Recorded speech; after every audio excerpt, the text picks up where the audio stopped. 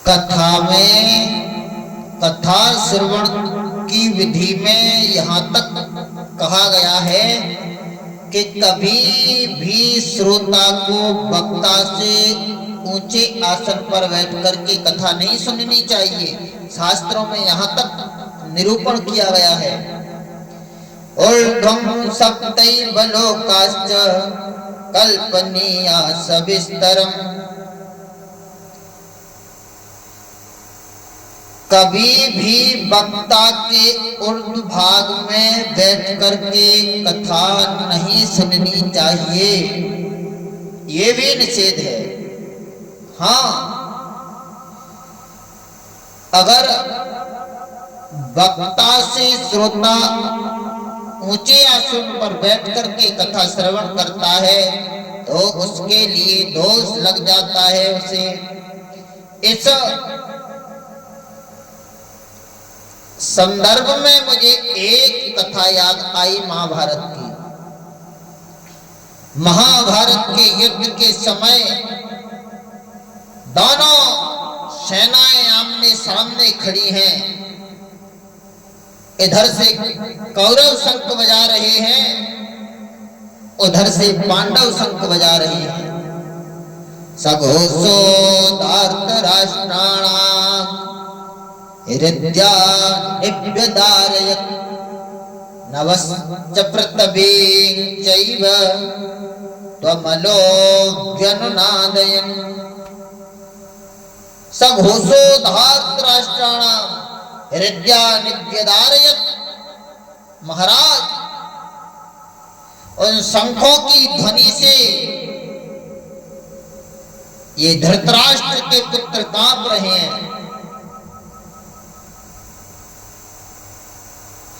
धृतराष्ट्र के 100 पुत्र हैं, उन शंखों की ध्वनि से कांप रहे हैं। और पांडवों पर कौरवों के शंखों की ध्वनि का कोई असर नहीं हो रहा है। कारण क्यों? क्योंकि इन्होंने अपने रथ की लगाम द्वारकाधीश को सौंप दी है, परमात्मा को सौंप दी है। और मेरे भाई, परमात्मा जिसके रथ की लगाम को पकड़ करके बैठा है, भला कौरव क्या कर सकते हैं उसका? तो कभी भी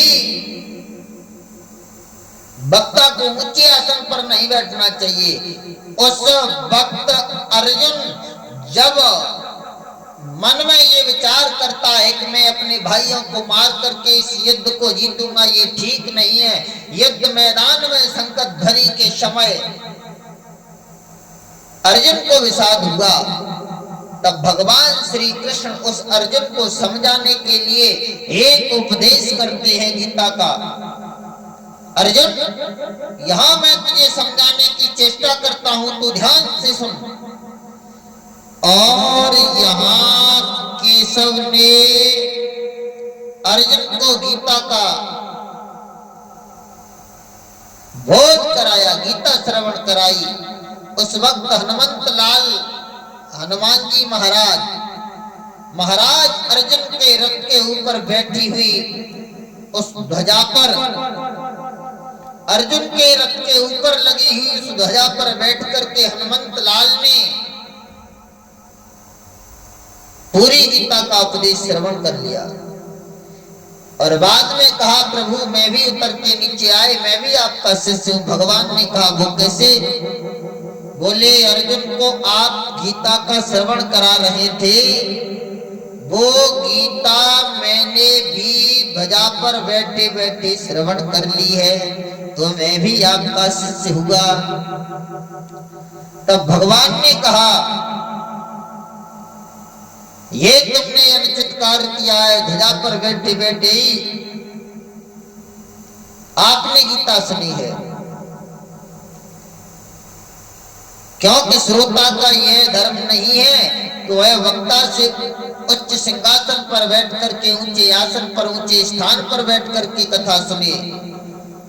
जाओ, मैं तुम्हें श्राप देता हूं, तुम पिशाच हो जाओ। तब हनुमंत लाल पिशाच योनि से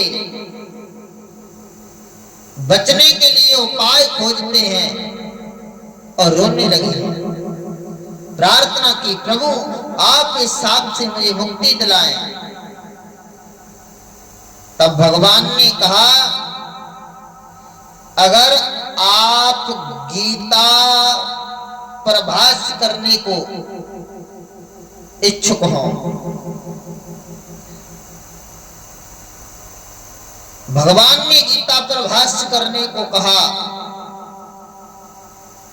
तदनुसार हनुमान जी ने गीता पर भाष्य किया और वह पिशाच भाष्य के नाम से प्रसिद्ध है। इस प्रकार से साप मुक्त होकर के हनुमंत लाल ने अपना कल्याण किया। महाराज, इसलिए कभी भी वक्ता के बराबर में बैठ करके कथा नहीं सुननी चाहिए। ऊंचे आसन पर बैठ करके कथा नहीं सुननी चाहिए। वक्त्राश्रमं चैनो भोज्यं श्रोत्रणामासनं वरं समासनात् पुण्यहाने रुच्चाच्च निरयं व्रजेत्। वक्त्रां समं चैवोच्चं श्रोत्रणामासनं वरं समासनात् पुण्यहानि रुच्चा चन्निरयं व्रजेत्, चाच्चन्निरयं व्रजेत्। महाराज, वक्ता को कथा से पूर्व ही क्षौर कर्म करा लेना चाहिए। बीच में महाराज क्षौर कर्म कराना ये वर्जित है। और उस वक्ता को प्रातः नियमानुसार श्रीमद् भागवत महापुराण का मूल पाठ करना चाहिए और मध्याह्न में प्रवचन करने चाहिए। कथा के प्रवचन मध्याह्न में करके कथा श्रवण कराए वक्ता। अर्थ में संकोच भले ही हो, अर्थ का संकोच भले ही हो, लेकिन फिर भी वक्ता किसी अध्याय को छोड़े नहीं, किसी भी कथा को छोड़ना नहीं चाहिए। मध्याह्न में 2 घड़ी विश्राम करें।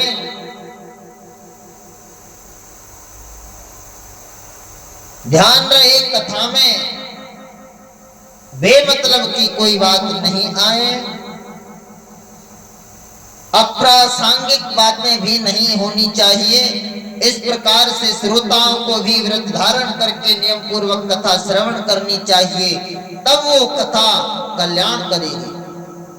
अपुष्पाका बंद्या च बंद्याया च मृतार्भका श्रवद्गर्वा च या नारी तया श्राव्या प्रयत्नतः। जिस स्त्री को मासिक धर्म न हो, ध्यान देना, अपुष्पाका बंद्या च बंद्याया च मृतार्भका, जिस स्त्री को मासिक धर्म नहीं होता हो,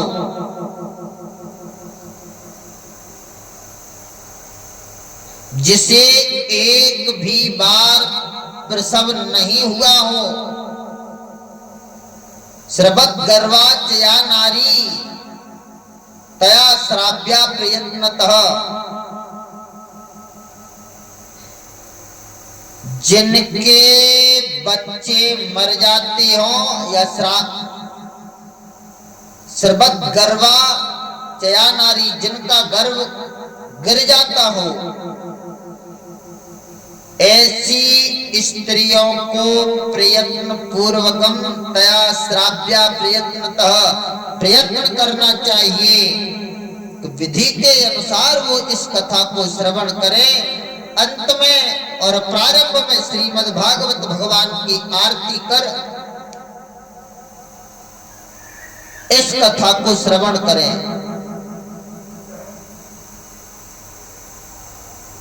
विवाह के तुल्य महोत्सव मनावे और इस कथा को केवल वैष्णव के मुखारविंद से श्रवण करें। अवैष्णव मुखात् गाथान श्रोतव्या कदाचन सुख शास्त्रम विशेषेण न श्रोतव्यमयी न श्रोतव्यम वैष्णवात् सुख शास्त्रम विशेषेण न श्रोतव्यम वैष्णवात्। जो वैष्णव के मुख से नहीं बल्कि अन्य किसी के मुख से श्रवण करता है वो ठीक नहीं है। अवैष्णव मुखात् गाथा न अमाने नहीं, वैष्णव जो वैष्णव नहीं है उसके मुख से कभी भी कथा श्रवण नहीं करें।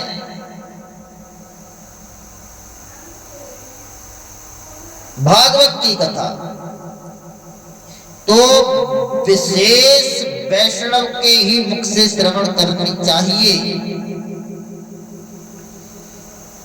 पूर्वावाच्यों ने वैष्णव शब्द का अर्थ ब्राह्मण बताया है। वैष्णवोत्र न विज्ञेयो यो विष्णुर्मुखमुच्यते ब्रह्मणोस्य मुखमिति श्रुतेर् ब्राह्मण एव सः। अर्थात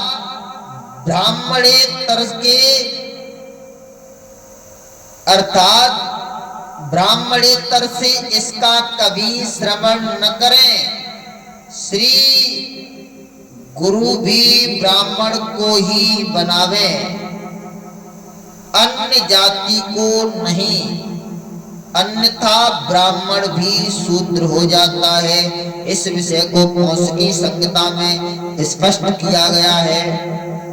विप्रो विप्रेतर गुरु विप्रो जायते द्रवम न च विप्रेषु पूर्वजान्हस् तस्माद् विप्रं गुरुं चरेत्। पत्रेव गुरु स्त्रीणाम के अनुसार स्त्रियां पति से अतिरिक्त किसी को गुरु नहीं बनाए। विधवा स्त्रियां भी पति का चित्र सामने रख करके गुरु वंद से उसकी पूजा करें, अन्य किसी को गुरु न बनाए, अन्यथा उनका परलोक बिगड़ जाता है। लेट करके कथा सुनने वाला अजगर होता है, लेट करके कथा श्रवण करने वाला अजगर होता है।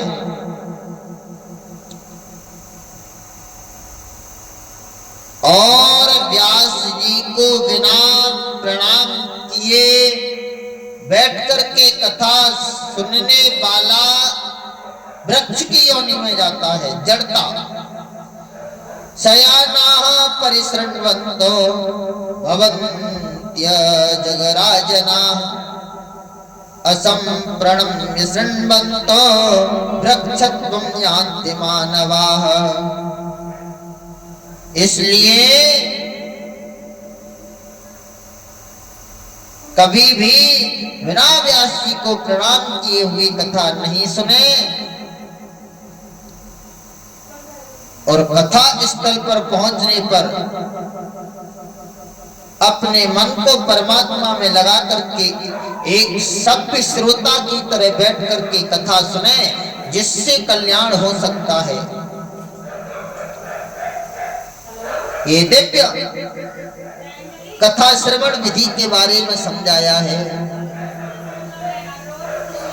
न नापितो ब्राह्मणतां याति सूत्रादि धारणा। कलयुग में ब्राह्मणत्व जन्म से ही प्राप्त होता है,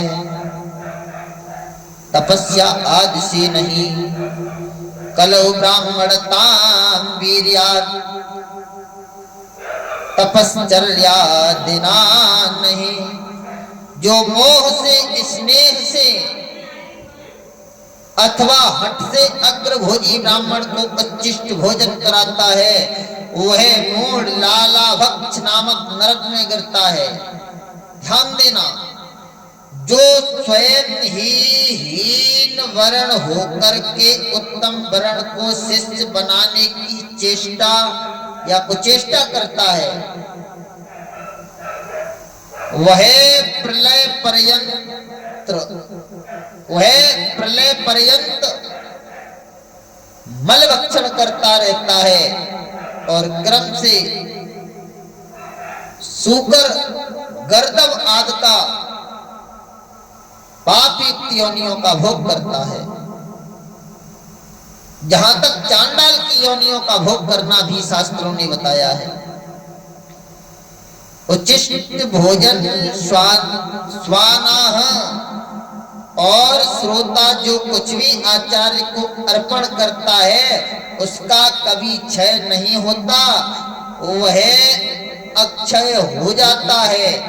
उसको स्वीकार से वक्ता प्रतिग्रही भी नहीं होता। महाराज श्रीमद् भागवत महापुराण के एक श्लोक के श्रवण का निष्क्रय रत्न कोटि भी नहीं हो सकती।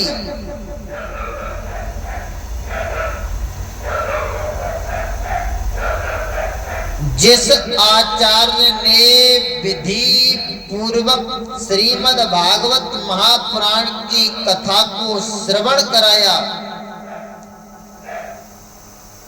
वह श्रोता द्वारा समर्पित यत् किंचित भेंट